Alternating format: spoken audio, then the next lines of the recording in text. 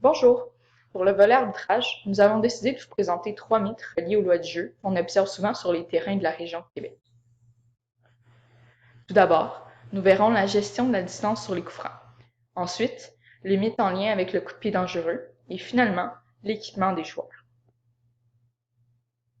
Pour ce qui est de la distance sur les coups francs, contrairement à ce que plusieurs peuvent penser, la distance s'applique en tout temps et sur tous les types de coups francs.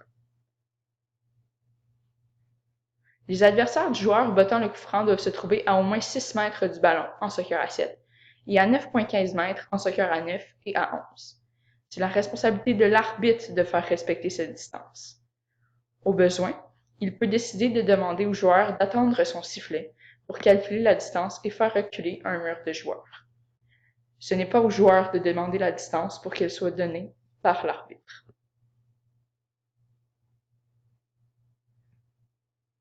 Comme on peut le voir dans la vidéo suivante, il arrive occasionnellement qu'un joueur va se placer devant le ballon en pensant que cela est permis puisque son adversaire n'a pas demandé la distance à l'arbitre.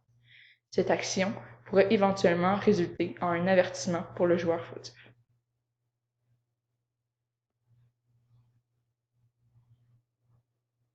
Il est tout de même possible pour une équipe de jouer rapidement sur une séquence de jeu.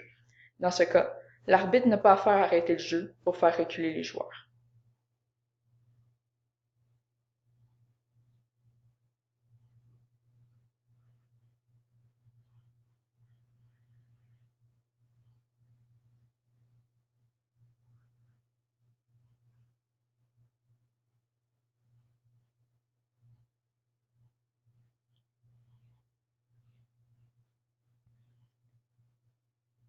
Le terme coup de pied dangereux et joué par terre n'existe pas.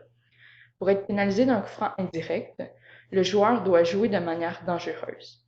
Pour être pénalisé pour un jeu dangereux, le joueur doit faire une action en tentant de jouer le ballon qui risque de blesser quelqu'un ou lui-même ou qui empêche un adversaire de jouer par crainte d'être blessé. Tout type de bijou est interdit et doit être retiré avant de prendre part au jeu. Recouvrir les bijoux d'un ruban adhésif n'est pas autorisé et sera interdit par l'arbitre. Pour un jeune arbitre, il peut être difficile de faire appliquer ce règlement en raison de son manque d'expérience. Dans bien des cas, empêcher un joueur de prendre part au jeu créera de la frustration des joueurs envers l'arbitre avant même que le match soit débuté. Nous demandons donc votre collaboration afin d'aider les jeunes arbitres et s'assurer de la sécurité des joueurs. Au nom de l'équipe d'arbitrage de la RSQ et de tous les arbitres de la région, nous vous souhaitons une bonne saison 2021.